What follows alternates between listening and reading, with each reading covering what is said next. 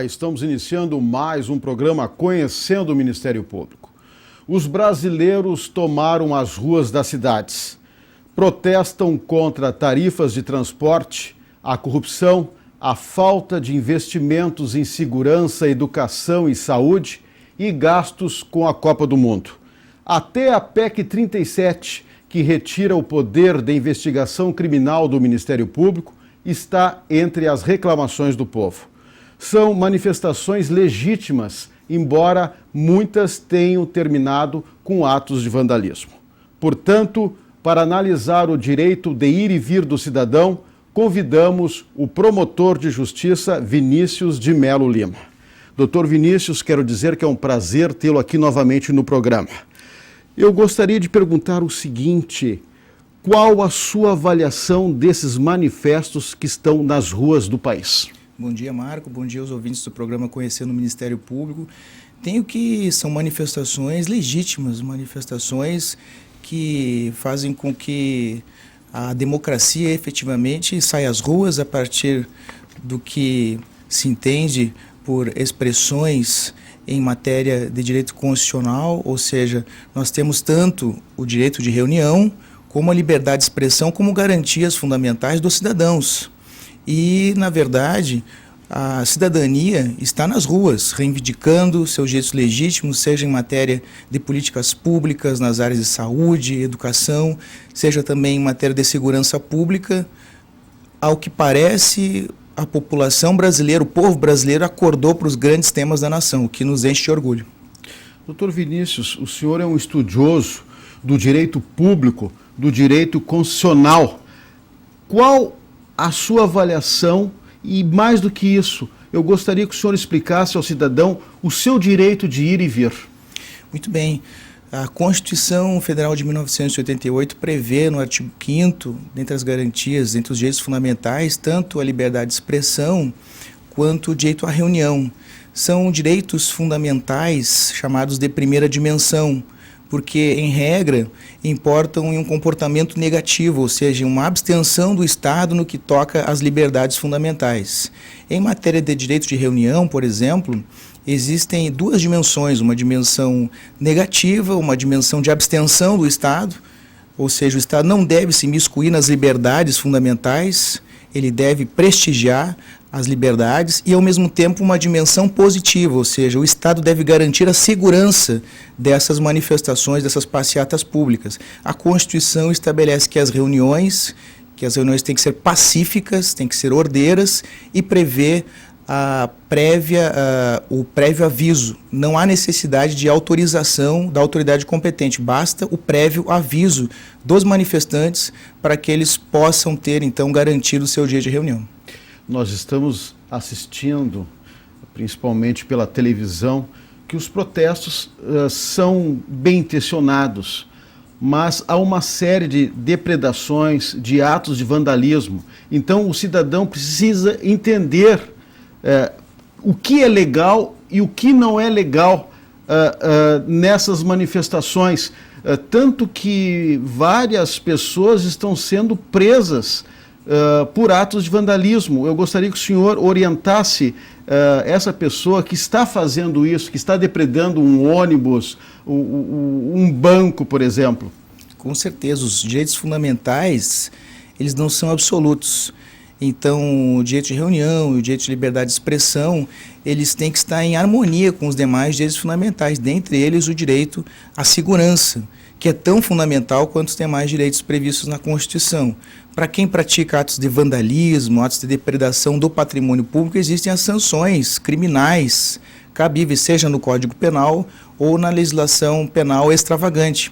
O dado concreto é que, na expressiva maioria, nós temos verificado que as manifestações têm um cunho legítimo e que uma minoria que tem, infelizmente, praticado atos de vandalismo, de depredação, merecem as penalidades que a legislação assim estabelece. Por falar em penalidades, que tipo de penalidades, porque essa pessoa que está fazendo isso está tendo, digamos assim, a sua vida investigada, os seus atos investigados pela polícia? Sem dúvida nenhuma. Nós temos a previsão do crime de dano ao patrimônio público, Nós temos também a previsão do crime de incêndio e, eventualmente, alguns atos que atingem a vida podem ser tipificados, inclusive, como tentativa de homicídio. Por falar em polícia, doutor Vinícius, como o senhor está vendo a atuação, principalmente da polícia militar, nas cidades do país? Eu tenho visto que a atuação da polícia militar, em geral, ela não é homogênea. Nosso estado, verifica-se que a polícia militar tem agido dentro dos limites da legalidade. Em outros estados, ao que parece, segundo a imprensa tem noticiado, em São Paulo, houve alguns excessos, alguns abusos, mas que deverão ser apurados pelas respectivas corregedorias e pelo Ministério Público na sequência. A voz das ruas é uma boa conselheira. O senhor entende que as autoridades devem aprender a ouvir melhor a sociedade, principalmente para lidar com as demandas que ela tem? Sem dúvida alguma, tu tocaste numa questão importantíssima para a democracia. A necessidade da ampliação dos canais de participação popular. Não apenas pela democracia representativa, mas também pela democracia que nós chamamos de participativa. Ou seja, é a doutrina dos fóruns públicos do direito norte-americano, possibilitando cada vez mais a ampliação dos canais de movimentação, de articulação, de participação dos cidadãos, porque eles são os destinatários das políticas públicas. É o povo que é o titular do poder constituinte originário, ao passo que o Congresso Nacional é o titular do poder constituinte de reforma, o poder constituído, enfim.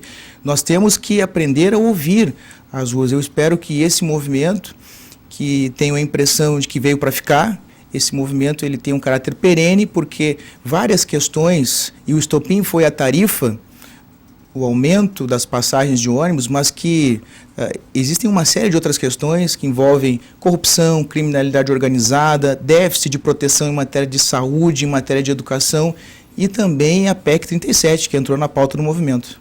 Eu coloquei essa questão porque há cerca mais ou menos de 2 ou 3 semanas, várias cidades protestaram contra as tarifas dos ônibus e nada era possível. Não era possível diminuir, fixar uma tarifa básica ideal, o aumento tinha que ser dado, e agora, pelo que se vê, estão baixando as tarifas dos ônibus em quase todas as cidades. Por que só precisou o povo sair às ruas para que as passagens voltassem a um limite ideal? Exato. Essa articulação que teve início nas redes sociais, ela só ganhou corpo a partir do momento que os cidadãos, que as pessoas saíram às ruas protestando, não só contra o aumento das tarifas de ônibus, mas em relação a uma série de outras questões. Por quê? Nós temos a compreensão de que, em regra, as pessoas não querem pagar impostos. As pessoas não gostam, não querem pagar impostos. E por que isso? Porque existe uma carga tributária excessiva em nosso país. Nós carecemos de uma reforma política, de uma reforma tributária, porque nós vivemos num estado máximo em matéria de arrecadação tributária e um estado insuficiente em matéria de políticas públicas sociais. Então nós temos que reequilibrar essa equação para bem atender os reclamos da população brasileira. Fazem exatamente 2 décadas que nós não vemos manifestações como essas.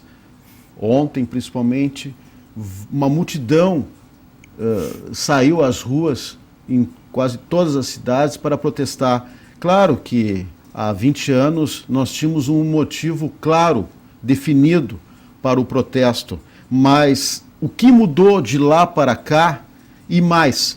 O senhor entende que a força das redes sociais contribui para isso? Sem dúvida nenhuma. Há 20 anos atrás, como tu bem lembraste, nós tivemos a era Collor, né? O Fora Collor, os caras pintadas, aqueles grupos de jovens que saíram às ruas pedindo o impeachment do ex-presidente Fernando Collor de Mello. Atualmente, nós temos a ampliação das demandas sociais. E eu arrisco a dizer até, inclusive, que, diferentemente do que alguns têm apregoado, existem, sim, pautas de reivindicação bastante precisas. Em matéria de saúde, nós temos um déficit em matéria de prestações positivas. Basta ver, por exemplo, a falta de leitos para internações psiquiátricas, para internações de crianças em unidades de tratamento intensivo, tanto unidades de tratamento intensivo neonatal quanto pediátrica. Nós temos também, em matéria de educação, a falta de vagas em creches, em pré-escolas. Nós temos que melhorar muito para que nós tenhamos efetivamente um país justo e solidário, com o objetivo da Constituição, que é de reduzir as desigualdades sociais, e tendo como mote o princípio da dignidade da pessoa humana, porque a dignidade humana é que vincula os poderes constituídos e as instituições no Estado democrático de direito. O senhor entende que a tendência é o povo continuar saindo nas ruas porque o brasileiro, de certo modo, tomou gosto? Eu penso que sim. A partir do momento em que o povo sai às ruas, os governos eleitos têm que começar a ouvir os reclamos das pessoas, têm que começar a prestar atenção naquilo que a sociedade efetivamente espera dos nossos representantes políticos. Porque existe um compromisso que foi selado a partir do momento da eleição. E esse compromisso ele não pode ser quebrado sob pena de manifestos como os que estão acontecendo recentemente, que são de cunho legítimo, resguardados alguns abusos, resguardados alguns excessos que devem ser punidos com rigor.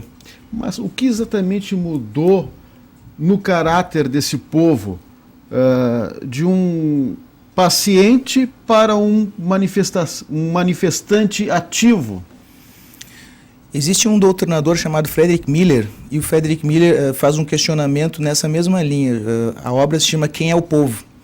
E o Frederick Miller desenha alguns tipos de povo. Eu diria que o povo brasileiro está saindo da postura que o Frederick Miller chama de povo ícone, que é o povo que é utilizado por alguns governantes como mera figura de retórica, para ser um povo efetivamente autor e destinatário das prestações positivas do Estado. E isso se faz também nas ruas. Isso se faz com a ampliação dos canais de participação democrática, que não apenas por intermédio das eleições. Agora, ter direitos significa também ter responsabilidades. Quando esse manifestante está na rua, ele tem que ter o cuidado também de zelar pelo patrimônio, orientar as pessoas que estão ali. Sem dúvida nenhuma, os direitos pressupõem deveres. Não faz nenhum sentido os manifestantes ou um grupo minoritário postular direito à segurança, postular direito à saúde, direito à educação e sair depredando o patrimônio público. Porque se o mote dessas reuniões é justamente a tutela de bens coletivos, aqueles que participam desses movimentos legítimos também têm que realizá-los de maneira pacífica, ordeira, respeitando a democracia. Como dissemos no início do programa, são vários motivos que levaram o povo às ruas. Agora, na sua avaliação, qual é o motivo maior? É a corrupção? É a educação? É a saúde? É a Copa do Mundo? Qual é o seu sentimento? Eu penso que é uma série de concausas envolvidas nesses protestos, nessas passeatas, como tu disseste, tanto a questão da corrupção, da criminalidade organizada, o problema da saúde, o problema da educação, mas eu diria que principalmente a inversão de prioridades constitucionais. A inversão de prioridades constitucionais é que tem motivado as pessoas a saírem às ruas. Ou seja, se nós gastamos mais com futebol, se nós gastamos mais com políticas que não são fundamentais, em detrimento de questões que são prioritárias, que são fundamentais, como a vaga numa escola, como um leito hospitalar, como um medicamento, há necessidade de uma reflexão, sem dúvida nenhuma, por parte dos governos eleitos do nosso país. Agora, houve também em todo o país, principalmente em Brasília, tanto é que subiram no teto do Congresso Nacional, manifestações contra a PEC 37, que de certo modo amputa atribuições do Ministério Público. Sem dúvida nenhuma. A proposta de emenda à Constituição 37, a PEC 37, chamada também de PEC da impunidade, amputa o Ministério Público no seu aspecto central, na investigação criminal. A atuação do Ministério Público na área criminal, que é o carro-chefe da atuação do promotor de justiça, pode estar ceifada se a proposta de emenda à Constituição número 37 for de fato aprovada. Mas, pelo que me parece, ao que foi noticiado nos meios de comunicação, o presidente da Câmara dos Deputados retirou da pauta a PEC 37, atendendo então às reivindicações legítimas da população brasileira. Daquelas pessoas que estavam lá no Congresso Nacional, nos arredores do Congresso Nacional, o senhor acredita que muitas delas sabiam o que é exatamente a PEC 37 e o que ela significa para a sociedade? Eu acredito que a população, independentemente de questões jurídicas, a população se sente acuada pelo incremento da criminalidade. Isso é um dado inconteste. A sensação de impunidade é muito grande entre nós. O risco de nós sermos vítimas de roubos, de latrocínios, de homicídios, e esse estado de inércia de sucessivos governos levou, então, as manifestações que nós temos verificado da população brasileira saindo às ruas. Então, a despeito de alguns não entenderem algumas questões jurídicas em relação à PEC 37, o dado concreto é que o povo brasileiro e o Ministério Público estão trabalhando, estão atuando em sintonia, porque as questões que atingem aos direitos fundamentais dos cidadãos, principalmente os direitos à segurança e que decorre do dever de proteção, estão relacionadas ao papel institucional dos promotores e dos procuradores de justiça. E como o senhor vê a participação dos governos até agora que assistem essas pessoas em passeata pelas ruas? O que o senhor espera desses governos? Eu penso que, inicialmente,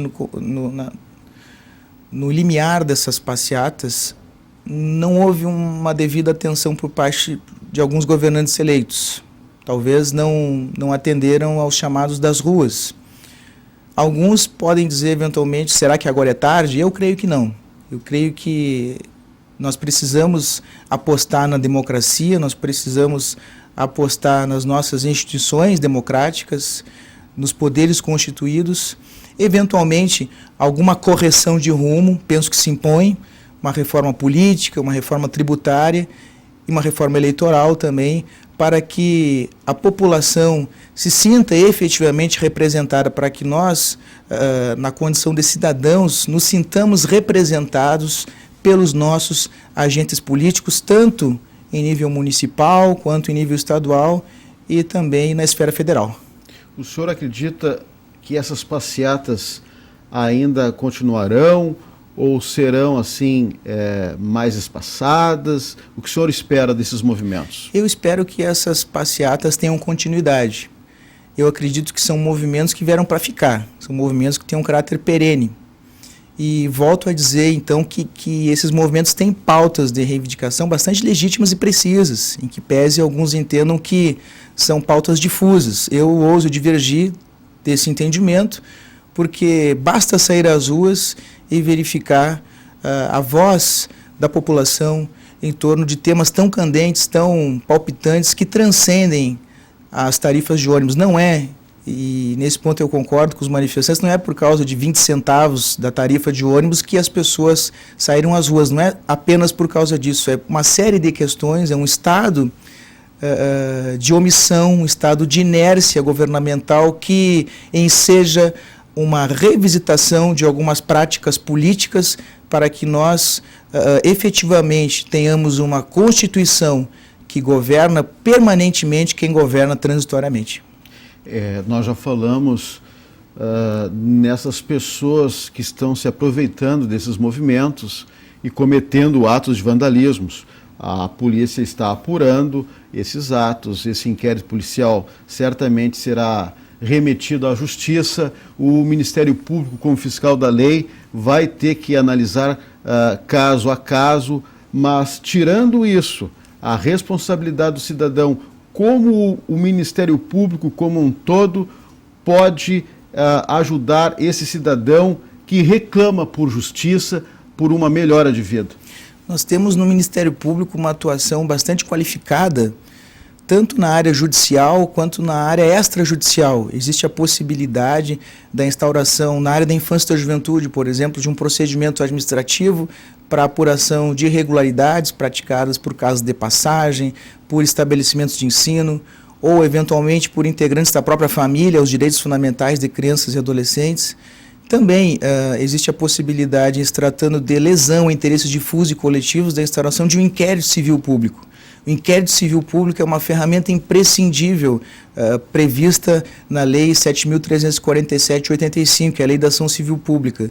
E, por intermédio dessa ferramenta, do inquérito civil, o promotor de justiça pode atuar numa perspectiva de indução de políticas públicas, concitando os agentes políticos a que firmem um termo de ajustamento de conduta, principalmente os gestores municipais, para ampliação de creches, para a construção de mais estabelecimentos de ensino, para a reforma do sistema de saúde, e também o inquérito civil se presta para a apuração de desvios de recursos públicos, de má-fé por parte de determinados governantes que acabam confundindo o público com o privado.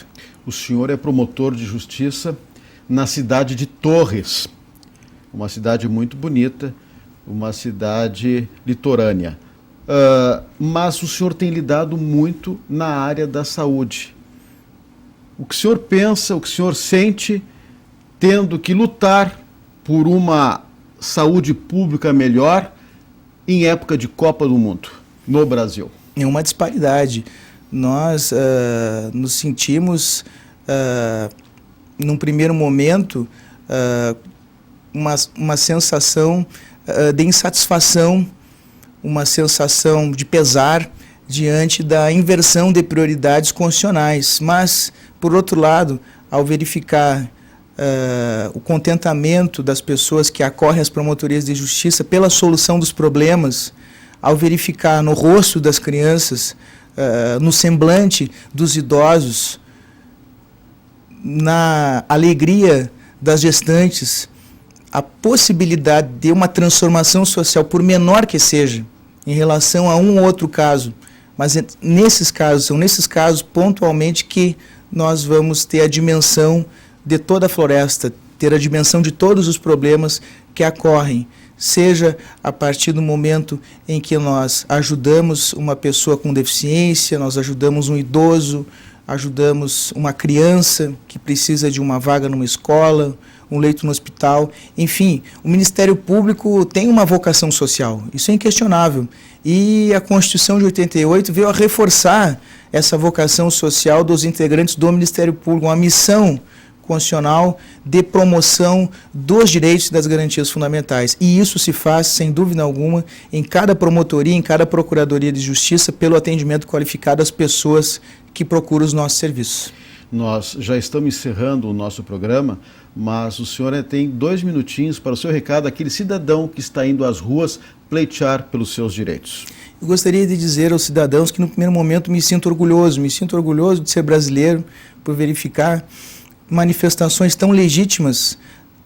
A impressão é de que efetivamente o povo despertou desse estado de alienação, desse estado de inércia para questões alvissareiras da democracia contemporânea, proteção da saúde, da educação, o repúdio que nós temos verificado nas ruas, a PEC 37, que é a PEC da impunidade, mas, por outro lado, também vai aqui um aconselhamento, vai aqui uma advertência a que essas reuniões sejam feitas de maneira pacífica, ordeira, respeitando então os ditames, os princípios esculpidos na Constituição Federal relacionados ao Estado Democrático de Direito. A democracia brasileira depende então da ampliação dos canais de participação popular, mas sem violência, com o exercício cônscio das responsabilidades de cada cidadão, de cada cidadã brasileira. Ok. Dr. Vinícius Lima, promotor de justiça na cidade de Torres, no Rio Grande do Sul. Mais uma vez, eu agradeço a sua participação no programa, a sua gentileza em aceitar o nosso convite. Muito obrigado, Marco. Muito obrigado aos ouvintes do programa Conhecendo o Ministério Público. Um bom dia. Ok. Se você tem críticas, sugestões, mande um e-mail. Mande um e-mail para conhecendomp@mp.rs.gov.br. Lembramos também que esse quadro poderá ser revisto em nosso canal no youtube.com/conhecendomp. Na próxima semana voltaremos com mais um assunto de interesse da sociedade no programa Conhecendo o Ministério Público. Até lá!